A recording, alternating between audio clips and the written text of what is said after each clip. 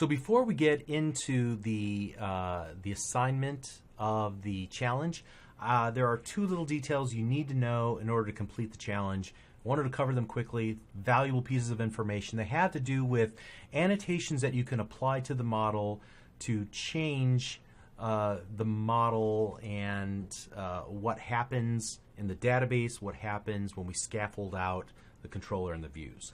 So let's add a new model class, and I'm going to call this idea. So this would allow customers to provide ideas to our company so that we can implement them. All right, so we'll just call this an idea class, and here we're going to give it, first of all, a property that we want to be used as the primary key.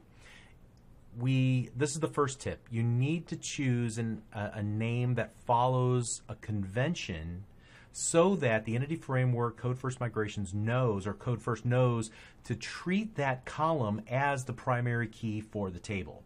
And it's simple. You just have to follow it in order for this to work. Or you can add an annotation on it. So let's start off by just going prop tab tab, and we're going to call this int idea ID. Now notice what I did. I used the name of the model or the entity, the class, and then I simply said this property will be treated as the ID. The ID is the key part here. We could just use ID, or we can do idea ID. And there's, I think, a couple of more variations on this that you can choose from, but it has to follow one of those naming conventions in order to work properly. Now, if I wanted to call this idea whatever, all right, I would have to annotate this, I think, with primary key. Is that how you do it? I haven't done this in a long time. No, that's not it. I would have to look that up and figure that out. But it's just easier to follow the naming convention, frankly, and it'll give you what you want. So that's number one.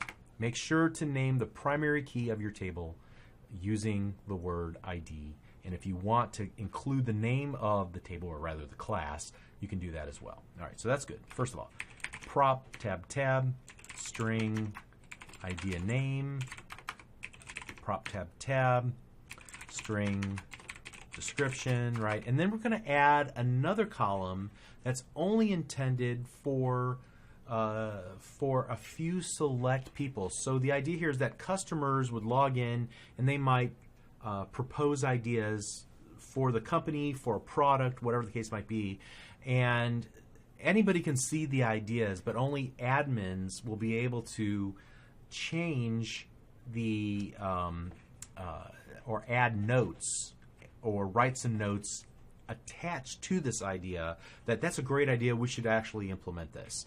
We don't want everybody seeing that. It should only be something that's in the database only at this point. Someday later we could add some views that only would display it to a specific role type, like admin role type. We're not going to implement that now. But what I do want to do is we'll go prop tab tab string, and then we'll call this admin notes. And let's add the annotation scaffold column and set that equal to false. And we're going to need to add that using system.componentmodel.data annotations. All right, very good. So if everything worked the way we think it will, the next thing we need to do, don't forget, we got to go to our data folder, application DB context. We're going to need to tell the entity framework that this new class should be used as a entity model inside of our of the entity framework. So we're going to just do something simple like public DB set idea, and then here's another tip. Whatever we set here will be what's used in the as the name of the table. So you want it to be singular in form or plural. Whatever you name it here will actually change the name of it. Now here again, you could apply an attribute to that to change that name and change what it actually gets saved to. But by default, it's going to use the name of the DB set as the name of the table in the database. Okay, so now we have that. Let's build our application. So I hit Control-Shift-B on my keyboard. It looks like it succeeded. Now we're going to go to Package Manager Console. We're going to go Add Migration, added idea model, right? And with any luck, we get a new create table, ideas, with a couple of columns. Very good. And then we're going to update the database. We've done this already at least once. Close down that migration. Close down that application DB context. And the next thing we want to do is go to our controllers, right-click, add controller. I want to choose MVC controller with views using Entity Framework and click add. Here I want to choose my idea class. Make sure that the data class context class is application DB context. Ideas controller looks good. Click add. All right, and the key here is that we're expecting that scaffold column false to change the view so that we don't see admin notes there. And the only way to really know that will be to look at the views that are generated. So let's take a look at ideas. And here I want to go to, let's just go to the details. And you can see we have idea name and description, but we don't have admin notes. That's good. Same would be true with the create. We have idea name and description, but we don't have admin notes. All right.